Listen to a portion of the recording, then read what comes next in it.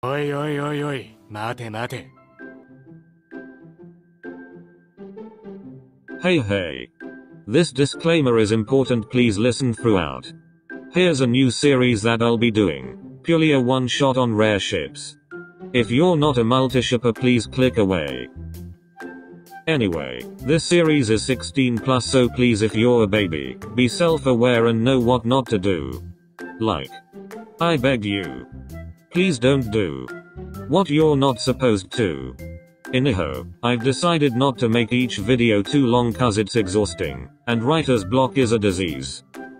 Okay, enough blabbering. Here's the disclaimer, pause to read. Trigger warning, strong language and NSFW content ahead. Also, they are all aged up. Post time skip, so if you don't want minor spoilers from the manga, please click away. Otherwise, enjoy. Oisuga. Did you wanna add alcohol in this? Tequila? Vodka? It'll do. Do you have strawberry syrup? Yeah, I'll add it in. Thanks, Oikoa-kun. Toru, please. Both Oikoa and Sugar have gotten really close since the Argentina setters returned to Japan.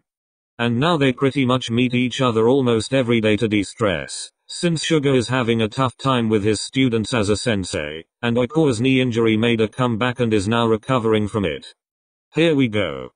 Shaved ice with strawberry syrup and a little vodka. A little? Okay. A lot. Much better. Both setters chuckled at their tiring adulthood and began munching on the shaved ice, talking about their life in high school and how much has changed since then. And before they knew, the evening flew by and nightfall came. Ha ha ha, oh my god. I wish you could have seen the look on the kids' faces. You should take a video next time and send it to me. That's a great fucking idea. Why didn't I think of that? Because you're stupid? Well. Calling a sensei stupid, Toru? What are you gonna do about it? As the alcohol began to kick in, Sugar felt his body beginning to move on its own as he brought himself forward, closer to Oikoa. Sugar? Am I getting too close? You. Before he could finish, Sugar fell into Oikoa's lap, and began adjusting himself to lean on the captain's chest, facing front as his body was stretched out on the floor. Are you comfortable now? MHM. You know. I've always thought you were super egoistic. The fuck? Yeah, I know, right? But now that I know you, turns out it's just an act. Sugar slowly tilted his head up as Oikoa looked down, meeting eye to eye. An act? Why would I put up an act? To hide the fact that you're insecure. The silver-haired boy softened his eyes as if he knew he had just broken the wall that Oikoa had built for years. Blank. Sorry. I've said too much. No. You're right. I do put up a tough front as an act. I guess it helps me focus. Well, as long as it helps, it doesn't matter the process, I guess. Blank. But you're still egoistic sometimes. No, I'm fucking not. Yeah? Who's better, between you and I? Obviously me. See? Why, you little? Oikoa began attacking Sugar, tickling him as Sugar just burst into laughter. Stop. Please. I can't breathe. His eye locked onto Suga's face. Oikoa noticed that Suga's tongue was red. Opened your mouth. Ha. Just show me your tongue. Okay. You can close it now. What happened? Your tongue, it's red. Oh. It must be from the syrup. Yeah. Lem see yours. Yup, it's red. We both got red tongues, haha. Haha, yeah. You ever wonder if we could still taste the strawberry on our tongues? Good question. Wanna test it out? Here. Sugar opened his mouth and stuck his tongue out as Oikoa was in complete shock, not knowing how he should react, but he decided to just go with it. Okay, here I go. The Argentina setter leaned in and stuck his tongue out, resting it on Suga's as he glided his tongue along the other, tasting a bit of sweetness as Suga let out a soft moan. It's a little sweet, I guess. You guess? Here. Double take. They both did the same thing as Ikoa leaned in, but this time, Suga held his hand out, running his fingers through Ikoa's hair as he kissed the brown-haired boy, taking him by surprise. Without hesitation, Ikoa kissed back, wrapping one hand on Suga's arm as the other was holding Suga's face. Their tongues were tracing each other's with a hint of strawberry between each kiss as they both realized they had already fallen for each other.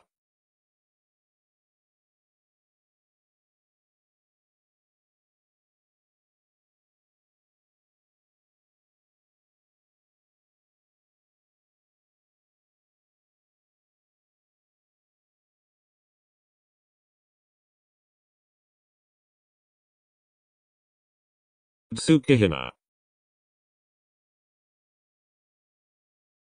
While doing his work, Tsukishima got a text from his mentor, Bakuto. Oitsuki. Hello to you too, Bakuto-san. I need your help. With what? Hinata. I'm busy. Can't. Sorry. But he could be in danger. What? What happened? We had dinner after our game. And he had a little too much to drink. And now we can't find him anywhere. What do you expect me to do? We're around your area. So if you could just look around. Just as Tsuki was about to reply, the doorbell went off and Tsukishima scoffed at the idea of needing to get the door. When the door opened, there he was, standing in one piece with his annoyingly bright orange hair, his face covered in red. Hinata. Oh, I piped down, dumbass. It's almost 11. Oh, sorry. Tsukishima sighed. Come here. Tsuki grabbed onto a very drunk Hinata by his arm, who stumbled every time he tried to walk into the blonde's house. Jesus fuck. How drunk are you? I'm not. I'm not drunk, Tsukishima. You're still calling me that? Tsukishima. Okay. Shut up already. Tsuki gently sat Hinata down on his couch as the taller male went into the kitchen to grab a glass of water, but not before he replied to Bakuto first, letting them know Hinata is fine.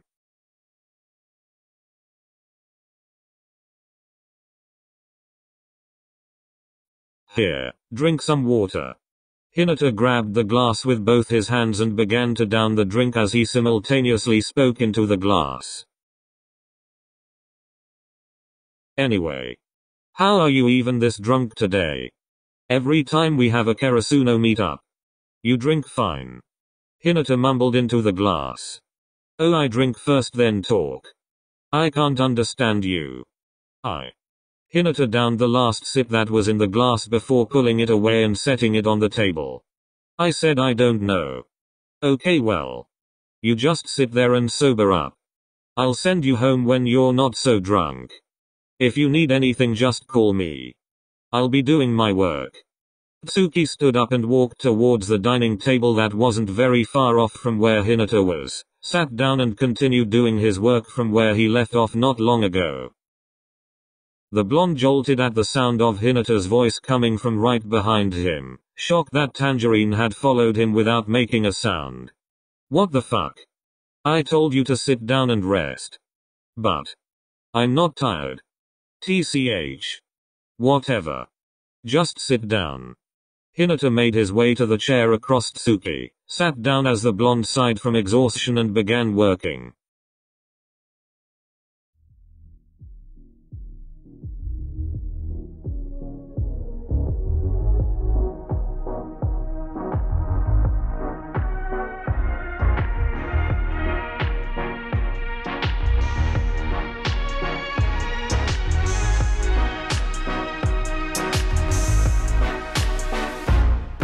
Something chronic, bit demonic. I've been on the leash.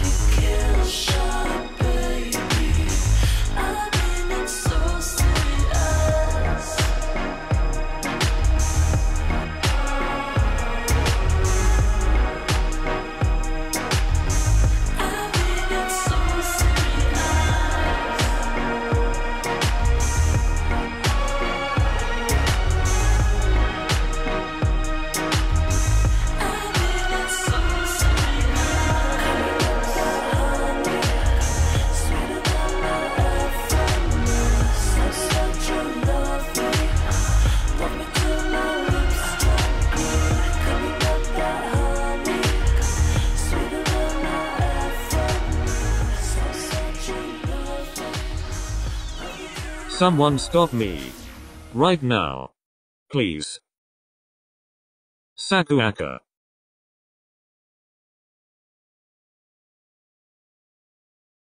In the MSBY house where Sakusa, Atsumu, Hinata and Bakuto lived, Akashi dropped by to interview Sakusa for his weekly Jump magazine on volleyball players. This wasn't the first time Akashi had interviewed volleyball players, and it definitely wasn't Sakusa's first being interviewed by Akashi. The house was empty with the other three at the gym practicing volleyball while Sakusa decided to take a day off to do the interview as they took up the living room space, sitting on the couches doing the interview. I don't really care to write this in my papers. But the people want to know if you're dating someone. No, I'm not. Busy with volleyball. There's that. But I already have eyes on someone. Oh. I would ask more. But I won't press on your personal life matters. It's fine. Honestly. This person was probably the last person I would think to fall for. But after meeting a couple times, I realized I'm always at ease when they're around. What's she like? Sakusa, who was leaned back on the sofa with his arms rested on the head of the couch, shifted his eye to look at the editor who was, as usual, writing on his notepad, seated with such great mannerism. In an instant, Akashi jolted his head up, surprised by Sakusa's response as he furrowed his brows in confusion. Yeah, surprising, huh? I definitely didn't expect it. Yeah, me neither. So, what's he like? He's kind. Patient. Blunt. Has these blue eyes that I can't stop staring at every time we talk. As Sakusa said the last trait, he locked his eyes with Akashi's, making the editor look away from embarrassment. Okay, I think that's enough for the papers, Sakusa-san. As Akashi began packing his stuff, Sakusa stood up and walked towards the seated male. Thank you, I'm not done. The taller male leaned in closer as he gently grabbed Akashi's face with one hand, locking eyes, as the other hand was on the couch supporting his weight, hovering Akashi. At that moment, the setter felt his heart racing at a rate of miles per hour as the taller male had completely dominated his thoughts. Blue eyes.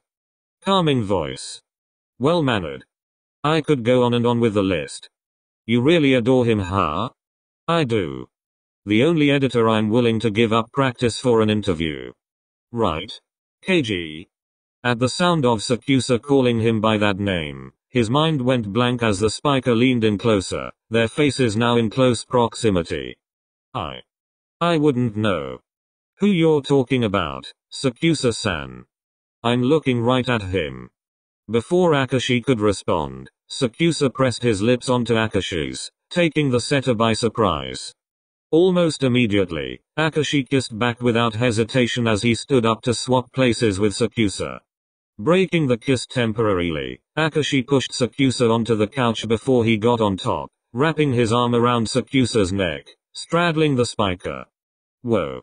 That's hot. Shut up. Akashi reconnected their lips as a small groan left Sakusa, while the spiker wrapped his arm around Akashi and began tracing the smaller male's body. Their tongues began intertwining as both of them felt themselves being pulled closer to one another.